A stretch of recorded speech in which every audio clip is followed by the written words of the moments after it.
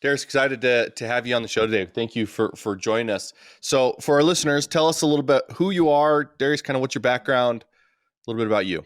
Sure. First of all, thank you so much for inviting me. I appreciate it. I'm honored. I hope I can provide some useful info. So my name is Darius Mora. I'm the Chief Marketing Officer at Reflectly Group. I said Reflectly Group. Some people might have heard the Reflectly app. We started off with one product. We hit a hyper growth phase, and we've acquired about 15 other apps in the last year and a half. So now we have kind of a studio/group with a lot of different products. And yeah, that's where I spend most of my time. I have a couple of kind of courses and YouTube channel and stuff about app marketing. So I talk about this stuff a lot online. So that's a huge curveball. I knew about the Reflectly app, but I had no idea that you had so many different products. Tell us about like how that came to be and like what you're currently doing there to help like scale all of those apps. Yeah, so we haven't been talking about it a lot. We've just been very much executing 24/7 the last year, and now we're kind of looking up again, and we can be public about it. So this is one of the first actually places I'm publicly speaking about it. So that's exciting. Oh, exclusive! You heard it here first. Exactly. So yeah, we started Reflectly, about 3 years ago, and right off the bat, we noticed that it was an exceptional product. The original 3 founders launched 3 different landing pages just before one was an app with Reflectly and 2 other ideas which were not really, I think they were not even apps. And Reflectly got like 40,000 emails on the landing page in the first couple of weeks. So the guys are like, wow, this really resonates with users, like something is here. So then they built a quick MVP, and I joined in shortly after there. And we just saw that, retention was amazing. The engagement was really good, and it was not monetized the first 6 months. Then we put in a business model, and we could start generating revenue, start spending more money on advertising, and we just hit this crazy growth. We were getting 20, 30, 40,000 users a day, like new users coming into the app. It was a wild ride. Holy cow. And that was a lot of fun because you can scale very fast, very quickly. And at this point, Reflectly has tens of millions of users. It's an amazing product. Mm-hmm. And we used the hyper growth, just like a lot of other companies, like, Calm got to $1 billion evaluation on the back of Instagram story ads. That's really like, that was the one medium that got in there. So we built Reflectly based on a lot of paid user acquisition, but no matter what product you have, you are going to hit a glass ceiling. You're going to hit a spot. You can't spend any more money profitably. So we start looking at other areas. How can we grow? Where can we put this capital to make it work? Instead of giving it to Facebook, Instagram, TikTok, Snap, maybe we can acquire apps that are not competitive and just different way it's a different capital allocation basically. And it has worked out pretty well for us. And now we have about 15 apps, I think in total, maybe 16. Most of them are in the productivity, health and fitness categories. Wow. Okay. So that's super cool. Tell us a little bit. So I'm going to kind of take like a 360 pivot here. Tell us a little bit. Are you a part of like the app purchasing process in any way, shape or form? Because basically my question is what do you guys like look for in these apps that you considered acquiring? Yeah. So Jacob, the CEO, definitely was kind of pioneered and pushed forward the strategy and execution of it from the beginning. I have done a couple of the acquisitions myself, and now we're doing kind of at scale. So we have more people looking at these things. What we care about the most is looking at products that are amazing products based on the numbers. So we look at, kind of basic engagement and retention and basic numbers that generate revenue. Doesn't have to be a lot, but we just have to see that there is potential to generate revenue. And what we like to buy right now is things that don't need a lot of paid acquisition in order to grow, which means they mostly grow from their organic ranking and the keyword. So we're basically buying up real estate. If you look at an app like, one of my favorite examples is the motivation app. It's like a tiny, it's a very silly app. Just really, it would take an engineer 3 days to build.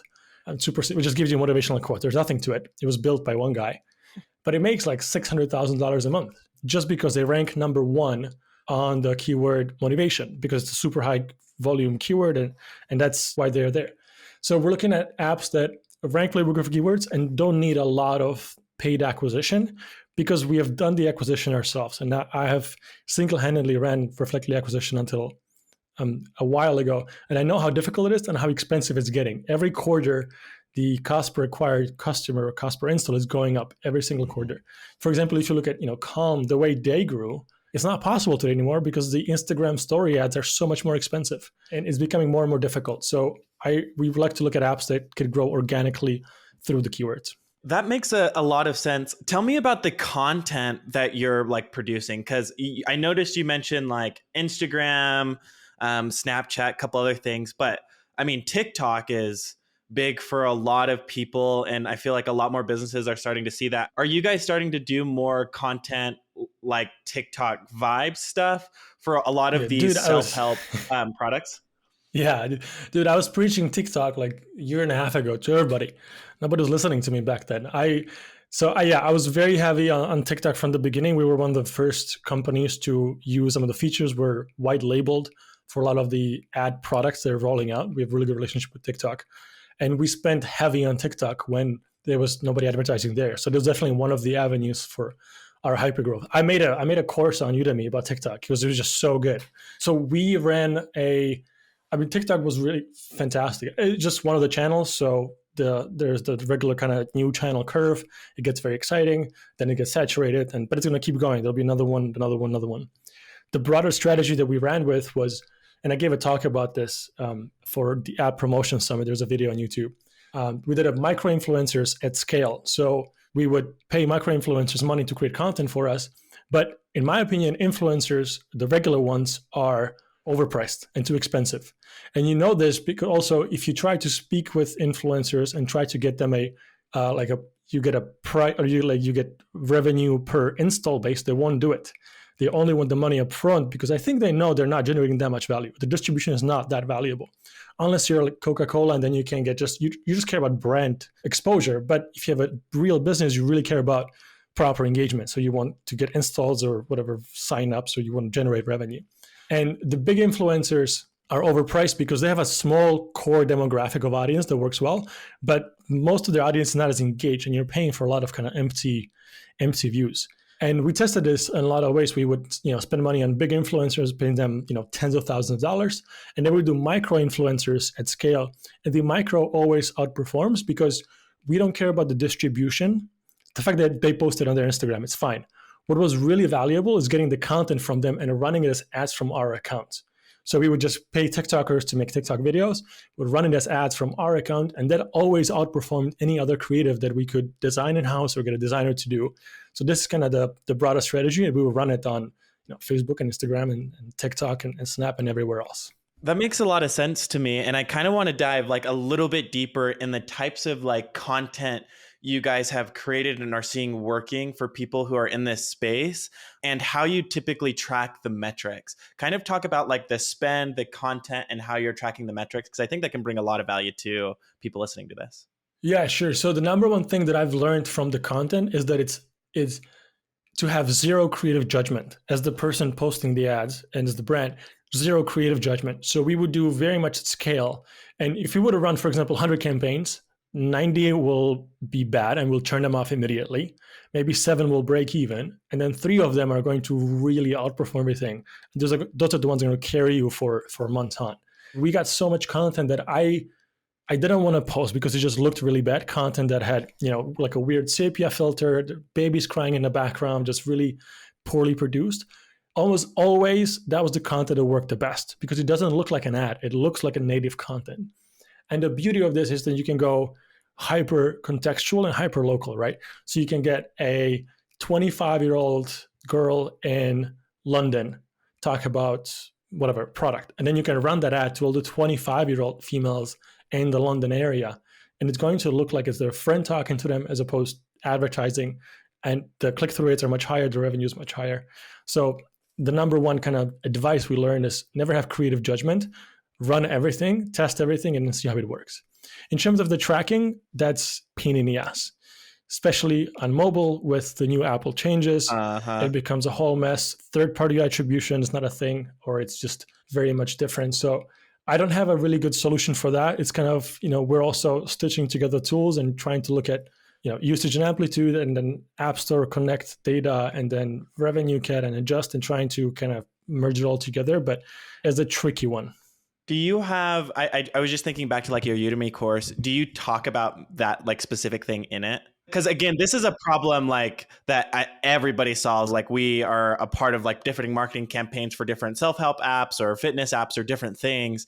And it's always just like you said, trying to actually track that data is virtually like impossible. Like like you can get all of it and it's definitely like a best guess thing. And so I was wondering if you had like a good enough baked solution to that you guys like implement in general.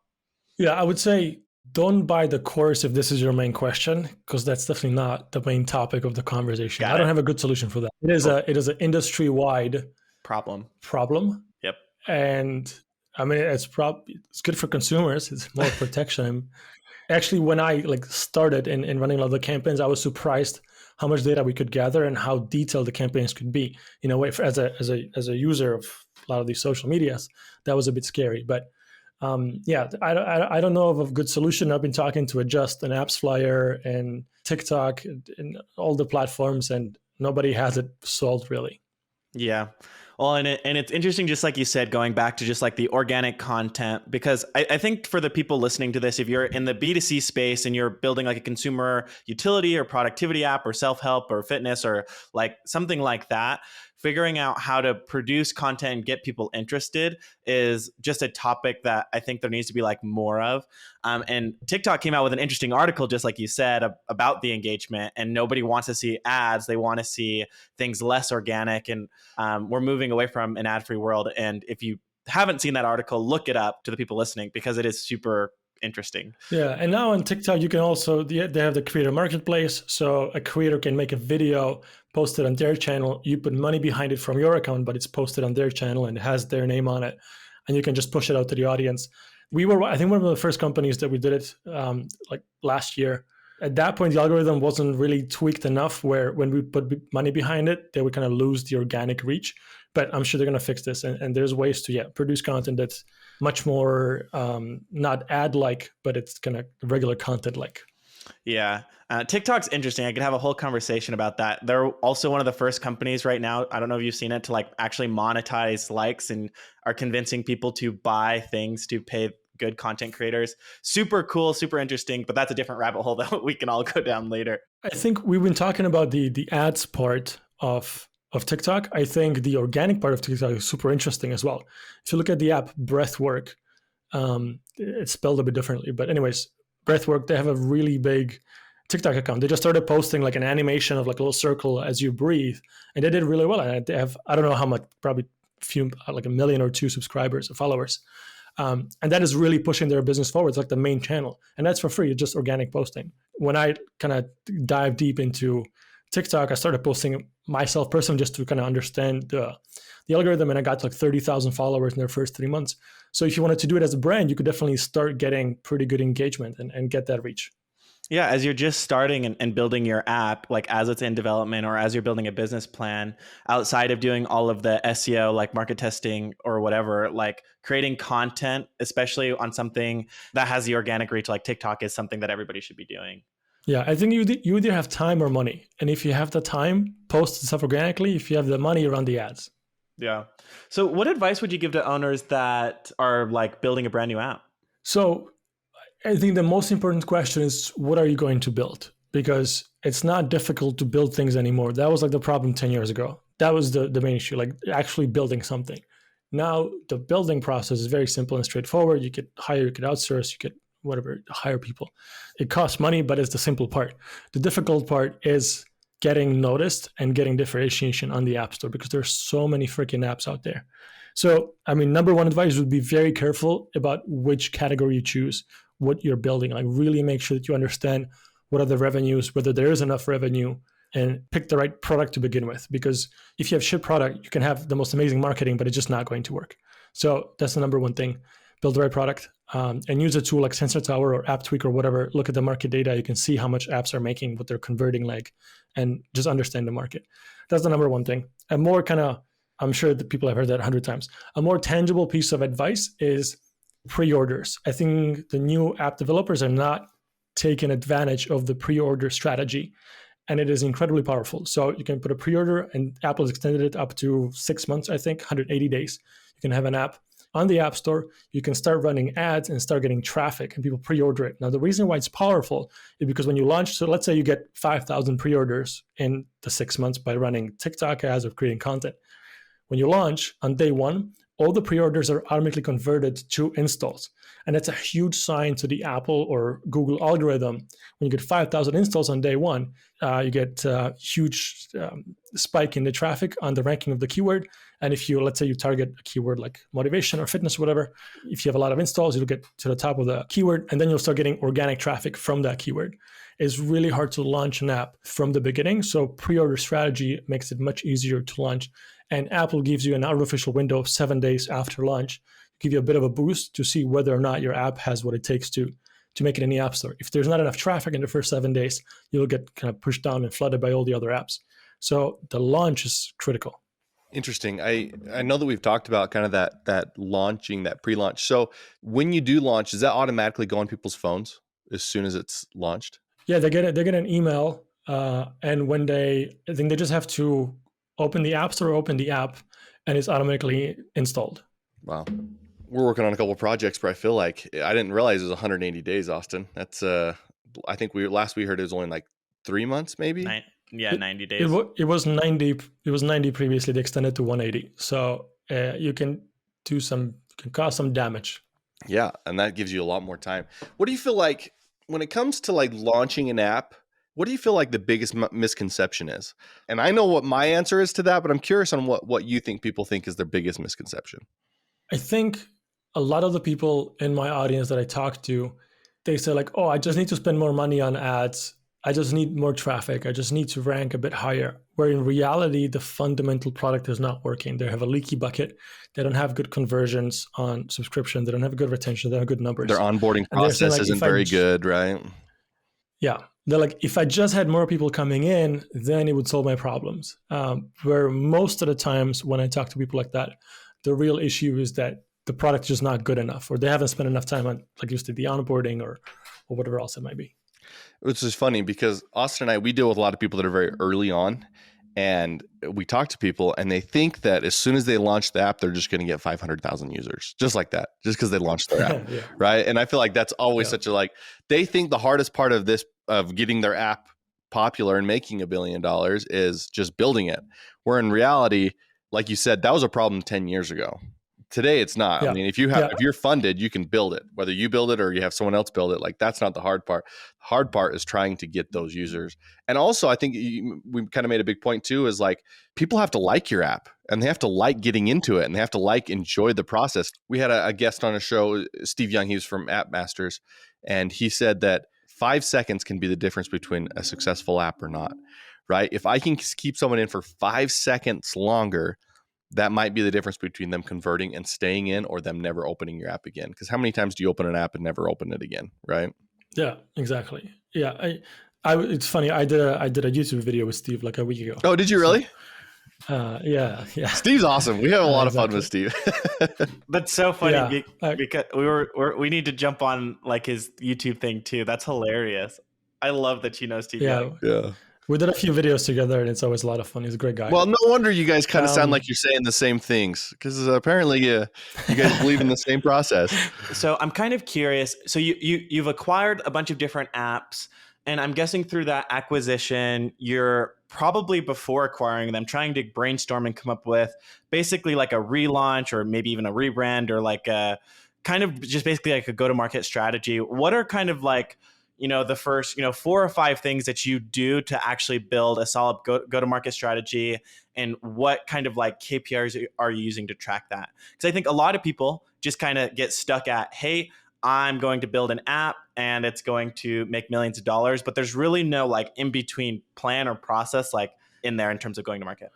Yeah, so because we know how hard it is to build things and launch things to get traction, we don't buy apps that need that from us. We only buy things that are already really good products. We don't change the brand. We don't change the product. Like, we have a lot of knowledge, so we'll test, we'll optimize the onboarding, and we're really good at monetization. I think that's one of the things that we've really, really nailed at Reflectly. So that bit we'll work on, but at the rest of the app, we don't really touch them. It required None of the things that we acquired, we did any major changes to. Of course, we'll keep updating and we'll respond with the community, but it's so hard to get traction. It's so hard to like stand out in the marketplace. So we don't buy things that need that from us. We only buy things that are already good. Reflectly is built in Flutter because it's a really good framework that allows us to publish to iOS, Android, and web on one code base. So sometimes we'll rewrite the things into Flutter because it makes it easier for us to work with. We have a bunch of engineers that are familiar with Flutter, but we don't really do anything that requires rewriting. The only thing we'll do then is, because Reflectly and the other apps, we have tens of millions of users. So we can start running our own traffic into some of the apps, and we can kind of increase the ranking that way. Instead of giving money to Facebook and Instagram for the ads, we can do it internally at this point because we have a big enough ecosystem. And we haven't really launched anything from scratch that way. I mean, we have a few kind of, beta projects in the works. The only two really kind of strategy we would have, number one is make sure that what we're building resonates with the community. So there's a lot of risk at the beginning. We have to remove all that risk by making sure that we know that whatever we're building has a potential to make money. So either there are other apps that generate revenue in this category, but are not very good. So we know we can build a better product, or we can just be certain that that's going to work, because that's the biggest problem. That's number one. And number two, we would just spend enough money or enough attention in the pre-order strategy. So when we launch big and we really get traffic from the beginning. Yeah, that makes a lot of sense. And I think the big thing that's kind of like overarching, like basically concept through this episode has been community based. It's like build your community. That should be the first thing you do before building a product, whether that's starting an email list, whether that's, getting on TikTok or Instagram and building like a Facebook community page. Like if you're going to build a B2C product, like you should have a community. And I think one thing that's super interesting, and the reason that like I'm like pushing this too, is I was talking with somebody who's also building just like a mindfulness meditation app the other day. And before she even wrote like a line of code and started hiring people, she had 15,000 listeners on her podcast asking her to build something. And I think that's something that our listeners need to take into account. You don't just go build a dating app, right? Like you build a community that wants a specific thing within a dating app, or basically do a little more investigation before just starting. Yeah, exactly. And nobody wants to hear that, because a lot of like people that start building apps, usually indie developers, what they're good at is building stuff. So what they want to spend their time on is building. The last thing they want to do is having to leave the basement and talk to the users, which is probably the most important thing you could do at the beginning. Mm-hmm. So yeah, I see that the exact same thing. And it's so interesting because even in school, I preach this. Even my professor was like, don't talk to users, like don't talk to the fuzzy people. And it's like, no, it's like if you're building a product, you've got to be communicating with users, which is a trend that's definitely started to appear more now than it was, I think, 6 years ago when I was in college or whatever. So, and it's true. Like, are you an engineer or are you an entrepreneur? Because if you're an engineer, you can just get hired at a big company and do nothing but look at code all day, which is fine. If you're an entrepreneur, you got to talk to your fucking customers. Exactly. Yeah. Darius, when it comes to like purchasing an app, do you actually look at the space, like the keywords and how well they optimize before you really go in? Like see how competitive that is before you guys actually look at buying an app? And is that something that users who are like thinking about building an app should look at early on? I would say don't think about it too much early. So yeah, we look at the space. We look at all the apps in the space. We look at how they rank for keywords. We look at how much space there is for other keywords that could rank on. Like let's say if we put in $10,000, $20,000, $30,000 a month in marketing, can we increase the ranking for the keywords? We look at all those things. I would say if you're just now starting to build an app, I think it's too early to already think about your exit strategy. Some people would tell you a different opinion. I think you have 1,000 questions to answer and problems to solve before you get to that point. So just focus on building something great. And I think if you're trying to build things for acquisition, you're maybe going at it from the wrong motivation, or it's the wrong perspective, and you're not going to get to that point. I don't think that any app that we acquired was built to be sold at any point. We're just, people are doing things they really enjoy, that build great products, and they were doing it for years and years and years. And then suddenly the revenue was good enough where they could have these conversations. One more advice to give people who are starting out is that patience. So many times we've seen apps that are very steady. They make, 100, 200, $500 a month for years, like 3, 4, 5 years. And then suddenly something shifts, the algorithm changes, or they've been there long enough and they see a hockey stick type of curve. And suddenly the revenue goes to $10, $20, $30,000 a month. So definitely a lot of people, I think, have the also idea they can just come in, publish an app, and in a month they're a millionaire. It takes time. Yeah. And I think that's a super good point. I was talking with someone and they said they were just describing their app and they were like, yeah, it's really just like this super simple thing. It didn't take super long to build. Like conceptually, it was simple. And I was like, tell me how long it took to build the product. And it was like 18 months, right? And I think, again, like for these founders that are just starting, like you said, you've got to be patient. You've got to wait. Because it all takes time. You're still figuring stuff out. You're still making a better product, and nothing happens overnight. And I just think it's like this fallacy that's been pushed for so long that once you have an app on the App Store, like you've made it, right?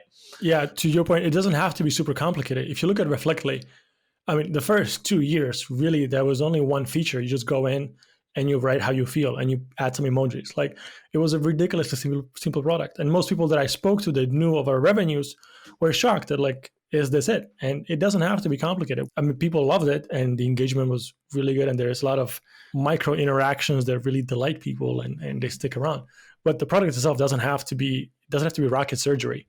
Yeah, it's start with a simple thing, get it working, do that one thing well, and then basically start to scale from there. And that sounds like that's exactly what you did. So why do you think most founders don't make it? Or why do you think their app breaks or fails? The apps don't like go out in a giant flaming fireball. They fizzle out because it's hard to do. People don't have the stamina to go at it, and they try it one or twice and it doesn't work. And that's that. So perseverance. In any business, doesn't matter what you're doing. I guess it's perseverance. It's just going to take a while to learn. Yeah, that's actually pretty good advice. Like, and you said it before, like, hey, sometimes apps don't kill it at the beginning, but suddenly you'll see that hockey stick type curve where suddenly you might, it might not be anything you do. Maybe it just hits the right people. Yeah. Things are out of control. So you're saying there's a lot of luck in it as well. It sounds like. Absolutely. I mean, like any success, there's a lot of luck. For us in this business, there's an additional layer of luck based on the fact that we're riding on top of the App Store platform, which is totally out of our control. And that could be really good luck or really bad luck. Mm-hmm. It has worked in both ways. And Apple is making also, moves. They're building their own apps in certain categories. And so you never know what's going to happen. And in that way, you are risking that your entire business rides on one platform or two if you're on Google. But yeah, definitely a big part of it is luck. So what do you think people think is the most important thing when launching an app? And what should they really think is the most important thing? Because like even in your LinkedIn profile, you're like, hey, I've spent the last couple of years helping build app businesses. So you probably talk with a lot of people. What do you think people that come to you and they think is the most important thing when it comes to launching to the app? And what do you think really is the most important thing when launching an app? So most people think that features are the most important thing. They think like, oh, if I just build this one more thing, or I just need to add this little fucking setting or something, like I just need this one more feature, then people don't like it because of this feature. And engineers especially love to procrastinate by giving themselves a 18-month to-do list on building more stuff, because then they can ignore the fact that fundamentally something's wrong with the business. So that's what most people think is just another feature. And I think that's true across any digital business or digital product people are building. That's kind of pattern. What people should think is the most difficult thing or the most important thing is choosing the right place, like the right app to build, the right category, the right product. And then how do you get people to hear about it? How do you actually reach the users? That's what very few people think about. And a lot of the engineers just think like, oh, I'll just launch and then I'll figure it out. I'll run some ads or I'll think about this later. Where a lot of times that needs to be at the beginning of the conversation. Yeah, that's such good advice too. And it's funny because it's very similar to another guy named Steve Young that we had on the show that said the same thing. Is just like, it's not so much, it's make sure you build the right product and you have the right experience. Really, it comes down to the experience, right? People have to get into it and have a good experience. And people think, oh, they would have a better experience if there was more features, but that's not always the truth. It sounds like it really comes down to is like, let the consumers tell you what would make it better. And another avenue is just, and I've seen this with like indie hackers, these communities. Like a lot of time, people will just give if they really want to experiment, and this might resonate with some people more than with others, but just give yourself a roadmap of 12 months and build 12 products that are super simple, get them out there, different categories, and it's going to be the best university you've ever had about this business. You'll learn a lot. That's another way to do it. That's a super interesting approach. I couldn't imagine trying to like manage or build 12 different things. That's a lot. But like in general, it's just like the repetition, the experience. You've got to get familiar with it somehow. Yeah, I think if you'll keep publishing apps, at some point you're going to strike gold. Can you last long enough? Yeah, no, it's a super good point. And I mean, it's just perseverance, grit, right? Like at the end of the day, that's really like what business is fundamentally. And you just have to keep like learning those lessons, right? Yeah. Like I said, the way we launched Reflectly was we had 3 landing pages on totally different ideas. We ran traffic, and Reflectly just really stood out. So it was a very clear signal that people want this. Otherwise, we would just be building things with our eyes closed. Yeah. And was your product built at that point, or it was just a landing page, right? Just like a concept? Just a landing page. There's no product. There's nothing. Yeah, that makes a lot of sense. Oh, that's so awesome, though. Like our listeners, like, it's funny because I'm sure there's so many listeners out there that are like, oh, I need to wait to launch my app, or I need to wait to have it. Literally, how long does it take to make a landing page? Yeah, it's like it's 6 p.m. Yeah. You're done. Yeah. Exactly. And literally you have just a click, a sign on, and you can validate your idea without having any product. So you're telling me, Darius, you validated the idea without having a single product out. Yeah. And that's the best way to do it, because you don't have to invest half a year of your life and whatever it costs to build an app if you don't build it yourself to do it. Yeah, exactly. So tell us about like a time where you ran like a marketing campaign for someone and it just flopped. I just every day, yesterday with Reflectly, most of it is going to flop. No, I mean the way we've done user acquisition and the advertising is just you put out as many campaigns as you can. Now it's limited because of the Apple rules, but we used to run like 100 new campaigns a day, and then within a few hours you already see what's your average cost per 1,000 views, CPM. You see your cost per click, and if it's below your average, you shut them down immediately. So you don't spend more than $1 on them, just a few cents to get the data. And then a couple of them are going to perform really well, and you keep scaling those. And even when we're spending, huge chunks of money on advertising, we're getting 30,000 users a day. I would never start a campaign with more than like $10. With all the campaigns super start very, very low. And then we scale them, and keep pushing them as far as we can. So by default, majority is not going to work out. And even at, Reflectly is not a big company, but if you look at the app developers, pretty significant. And we still we wouldn't waste budget on experiments that don't have the chance to work out. Yeah. So I guess what are some like baseline metrics that people should be shooting for? Because obviously like every industry is different. Like to think you're running a campaign and only spending a few cents and knowing whether or not you're hitting that like a specific metric, like I think that just comes with experience, like in that specific product, right? But are there any just general rule of thumb baselines that you try and like give people, or do you just really have to spend it to see kind of like what's working and keep testing? I would say generally, I mean, the number one, like the golden rule, are you making more money than you're spending? That's the one thing you should look at. If that works, then great, keep spending more, and red or don't care about green, the rest. really keep scaling. 2 colors, right? Yeah. If you're in the green, you're good. If you're in the red, that's bad. Okay. Yeah. Good. If you're in a green, you keep pushing as much as you humanly can, and then at some point you can figure out to optimize it, make it better, and you get the 2% improvement in the conversions and do all those things. But if it's green, just keep pushing and you hit the bingo. If it's red, then it's a bit more complicated, because when it's red, then you really need to look at the whole funnel. You need to look at like, is the problem with the ads, or is it, am I on the wrong channel? Is the problem with my conversions, with onboarding and retention? Like, then you need to know what the benchmark should be for the entire funnel, figure out where you are. But you need to talk to somebody experienced who has like seen the entire funnel, and they can tell you like, oh, these are the 7 numbers in the funnel, and the third one seems to be too low. So work on that, improve your onboarding, for example, and then you get the result. So you have to kind of dissect and figure out what doesn't work. I think a lot of times people will also miss, we talk about product market fit. I think what's not spoken about enough is product channel fit. So each product will get traction on some channels better. So if your product is, depending on the demographic and the users, you might be able to run ads better on like Snapchat versus YouTube versus Reddit or whatever it might be. So also you might just be on the wrong channel, for example. Yeah, that's a really good point, because I mean, it just goes back to just knowing like where your community's at, kind of like at the beginning of this conversation. And once you know where your community's at, you can start to build baseline metrics, and then you can actually start to figure out like your campaign tests and go from there. But every channel is going to be a lot different, kind of like you said at the beginning too. Yeah, exactly. And you probably, like, when you're starting out, you're like, I would say, spend a bit of money on a couple of the channels where you think your audience is hanging out. And you'll see at the beginning that is like one channel that'll just perform better than anything else, and scale that all the way. Once you hit a glass ceiling, then you can look at a second channel. We pushed Instagram super heavy for a very long time because it just worked really well for us. So on that line, and I'm going to ask you a super loaded question for our listeners, how much do you feel like people should budget for a successful launch? It depends on each person and how much they can lose. So only budget as much as you can lose, basically, without it hurting you. I would say, like, if you have no money at all and you just have the time and build an app, great, then build an app and don't spend a lot of time on marketing and work on improving the product because that's free for you.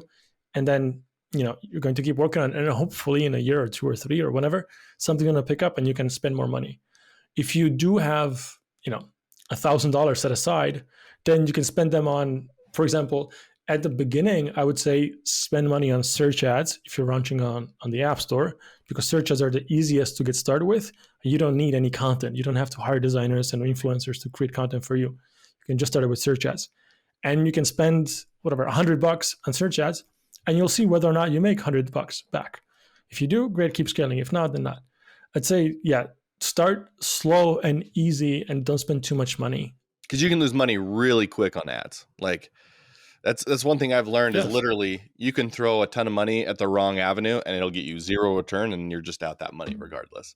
And so A/B testing is really, really exactly important. Even at Reflectly, we're making hundreds of thousands of dollars. I would not spend more than $10 per campaign at the beginning, unless that's how that is working. So you don't have to spend a lot of money.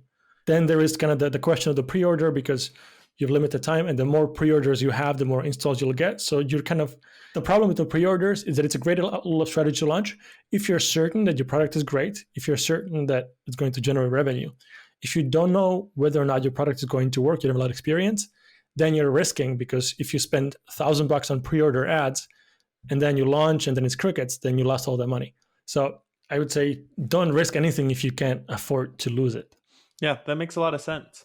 And I mean, it's super funny too, because even when we kind of have that like same idea too, when people come to us to build apps, we always, like, one of the questions that we always ask is like, what's your budget, right? And basically that's us asking how much you're willing to risk on this idea, basically, right? Yeah. So that way we can also build a product that fits your needs and really consolidate like the feature set, everything like that.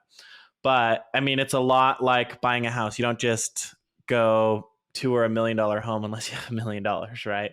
Like, you have to have some kind of budget in place in general, know where your finances are, and then basically reverse engineer and see how far you can go from there. Yeah, I mean, Facebook ads is a black hole. There's no limit. You can spend $20,000 in a day and get nothing back.